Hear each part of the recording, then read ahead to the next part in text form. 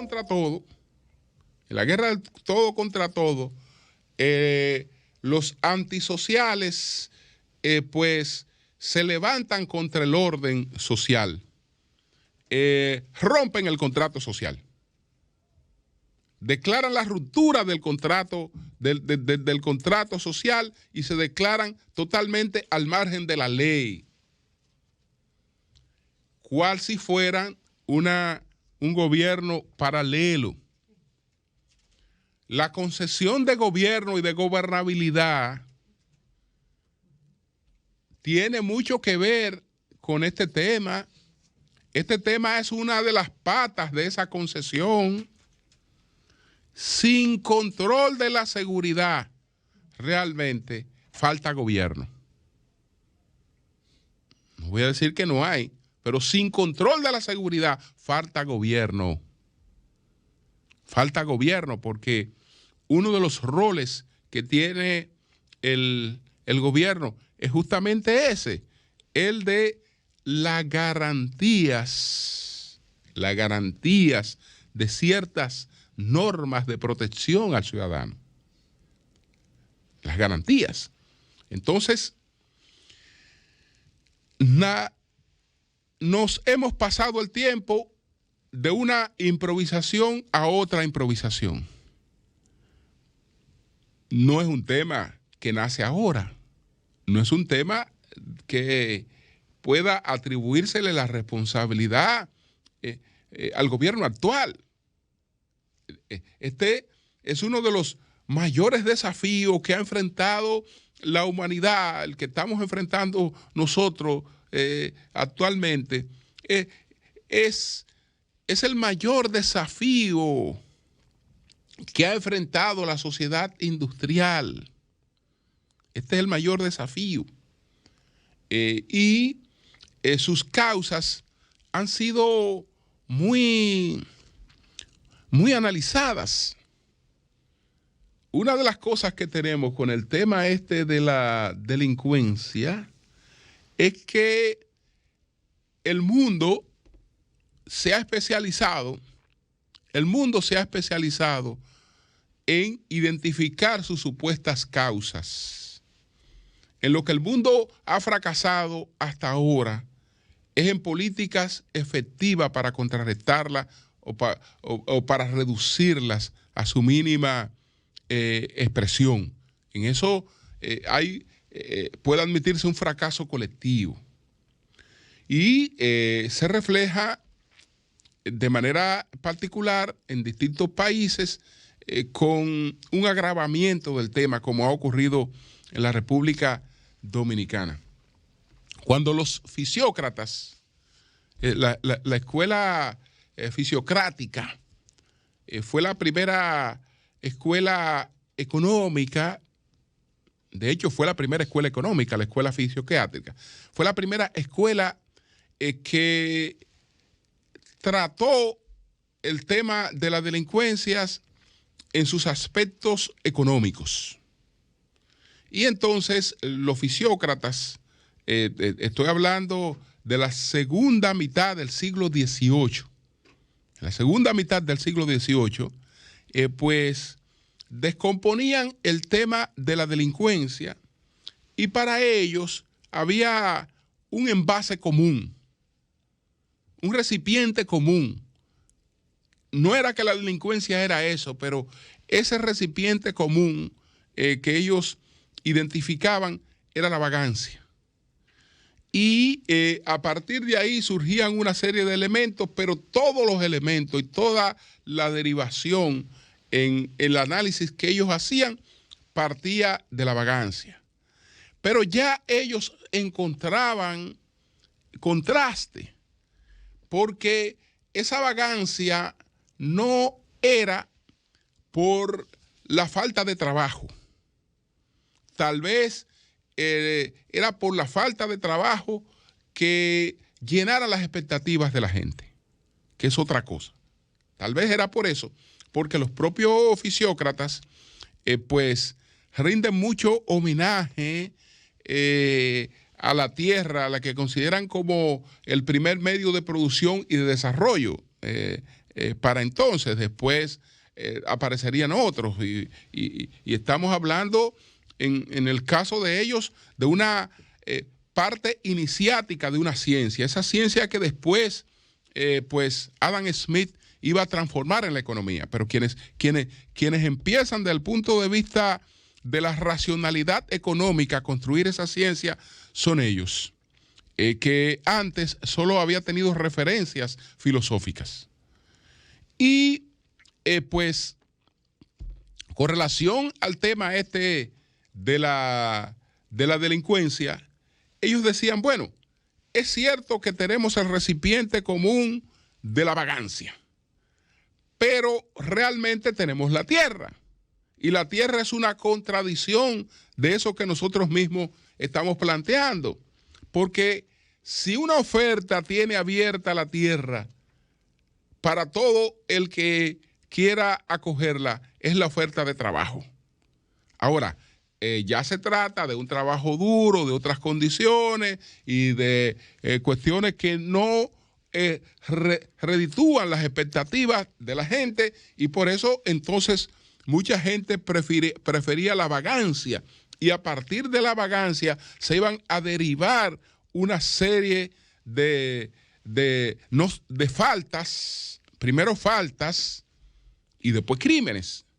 Faltas porque cuando estamos hablando de daños a otros, estamos hablando de falta.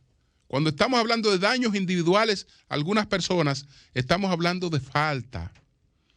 Cuando esos daños van contra la sociedad, que ya son daños a la sociedad, estamos hablando de crímenes, como lo desmontan ellos en toda su perspectiva y su análisis. Entonces, ¿qué ha cambiado desde entonces hasta acá? ¿Qué ha cambiado desde entonces hasta acá? Bueno, tenemos la misma base economicista. A la hora de abordar el problema, nos encontramos con el tema de lo que denominamos la exclusión social. El término de la exclusión social. Está la exclusión social. Pero no solo está la exclusión social. No solo está la exclusión social, no solo está la falta de oportunidades. Está el desborde de las expectativas que tiene la gente, que aspira a conseguir sus objetivos en muy corto tiempo sin aportar los sacrificios que se requiere para eso. Sacrificios tales como lo de ponerse a estudiar, como lo de buscar una formación para después tratar de encontrar espacio en el mercado laboral. No, es una vida temprana dedicada a la vida del momento, en base a unas expectativas que no encuentran sintonía con la realidad, y a partir de ahí tenemos todo este desborde de delincuencia, porque no es un asunto que hay gente que los hijos no tienen que comer y salen a asaltar, salen a robar, salen a secuestrar. No. No tienen para la droga, no tienen para los tenis, no tienen para una serie de cosas, pero eso no tiene que ver nada con... El delincuente no le importa la vida de su familia. Absolutamente para nada. Y entonces es un fenómeno que se va descomponiendo cada vez más. Pero apartándonos de ahí, vamos al tema de las soluciones. Es decir, señores, todo el que aspire a llegar a la presidencia de la República, y todo el que se haya tomado algún tiempo para llegar a la presidencia de la República, tiene que llegar con un bendito plan, o tiene que tener algún bendito plan para enfrentar un problema que es conocido y que está identificado. Tiene que tener un bendito plan para eso. Ese plan no lo hemos visto. Lo que hemos visto son palos de ciego, que la gente ahora lo percibe más, pero que podían advertirse desde el principio. ¿Ustedes no recuerdan lo que pasó cuando se presentó la crisis por la muerte de los evangélicos en Villa Altagracia? ¿Ustedes saben cuál fue la salida? La salida fue designar una comisión de reforma policial. Y entonces se escogen una serie de personalidades distinguidas para esta comisión de reforma policial, que advertimos desde el principio que eso no iba a ninguna parte, que eso era una salida, que eso lo único que mostraba es que el gobierno no tenía soluciones para el tema que no tenía ninguna solución y que había empezado a improvisar y a crear falsas expectativas, como que una gente puede llegar a una comisión desde afuera y decirle al gobierno, mira, esto es lo que tú tienes que hacer para enfrentar la delincuencia. No, el problema no se va a enfrentar con nadie desde afuera que vaya y diga, esta es la solución, porque la solución tiene que estar en toda la integridad de la política de gobierno, en toda la integridad de la política de gobierno, con un gobierno que tiene todos sus componentes sobre la mesa y sobre ello interactúa. Y ya ustedes vieron que después eso paró absolutamente en nada, porque ni siquiera fue lo que hizo esa reforma o las propuestas, que bueno, pueden haber allí muchas cosas interesantes o lo que fuere, sino que después apareció otro reformador, un reformador solitario, y el trabajo de la comisión lo mandaron a una letrina por ahí, porque no le han puesto caso para nada. Y vino un reformador solitario y cada vez que se le ocurre cualquier cosa, la aplica, la implementa y ya ustedes saben. Entonces, vivimos dando palos de ciego. Ahora se nos ha ocurrido una supuesta resolución comunitaria. ¿Cómo que se llama? Norma comunitaria contra el ruido.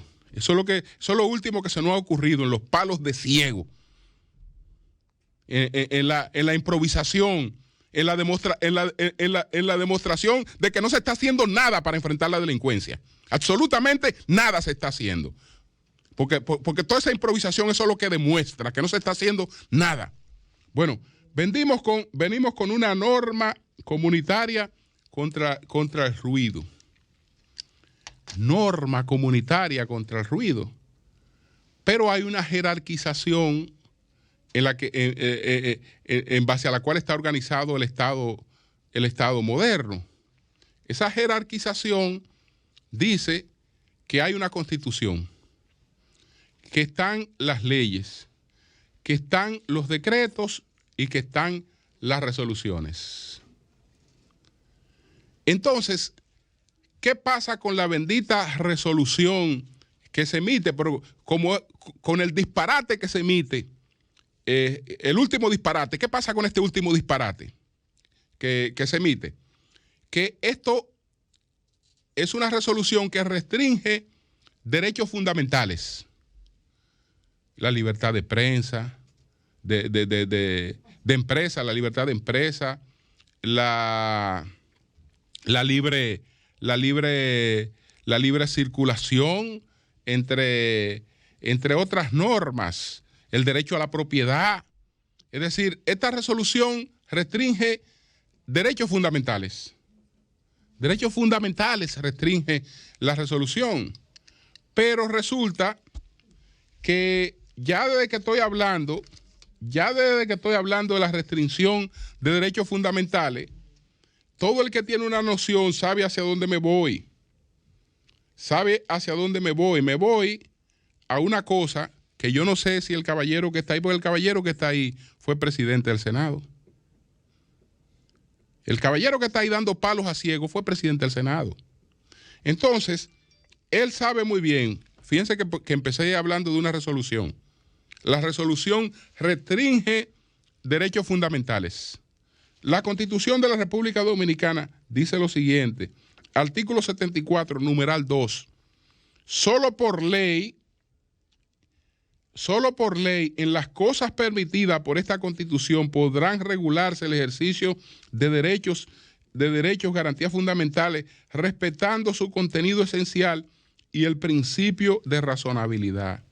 Es decir, que eso que ese caballero acaba de emitir no lo puede emitir, porque con una resolución no se pueden restringir derechos fundamentales.